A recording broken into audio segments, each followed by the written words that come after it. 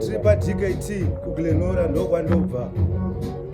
Isandapinda kandibvise bhutsu namasokisi, apa vaida kundikanda muchitokisi, akandivharira mukuru wepachaji ofisi, mave nemonya nemusoro lanchibhokisi, rakaunganirwa nemanhubu boizi, riri hwani raikontirora noizi, mave nerakashata nechikeni pokisi, ndichipinda rakandanaka kanaka, hakuna chinhu chinorwadza serimandi.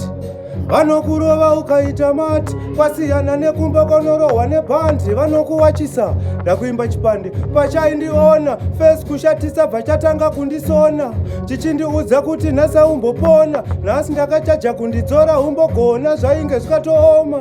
Ndange ndochitiza makiseni kusvikira manheru, ini nechipande tenge tinotamba chiseru, ndange ndotoona kuti nyaya svika materu, chakandiudza handei kumasero, chipande chaindisona mandetu sande, chichindibata brukwane bhande, chichindiudza kuporisi hande nenitande. Ndakuimba baby big up mukoma drift, vanotora video tiri paDKT, chianzesta chemangoma madonza madonza. Ndakakaona kachifamba kega step, kachinonga hameno zvakakatemba, kaiva kakachena zvemandorokwati, musoro kane wivhi yakareba semuchati. Ndikati ndinosvika ndikakwati namhlanje, ndichakakwadza nemaprati, rudo ndokupa nsingakushanisire makwati, ndakamvunza mutu pakati muyera nyati.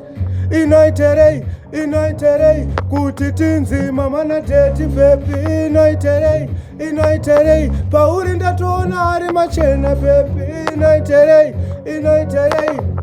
Takuimba imwe futi, azondibuka mudzimai wandakaita naye madhoni, hanzi ndakati ndichingosvika pateni, wanei mukadzi 10, akanditi pamari hauna eneji kunge mutodi, ndambomuudza kuti mwe mukadzi azondibuka mudzimai wandakaita naye madhoni, chero ndikamufonera achadaira yangu fo.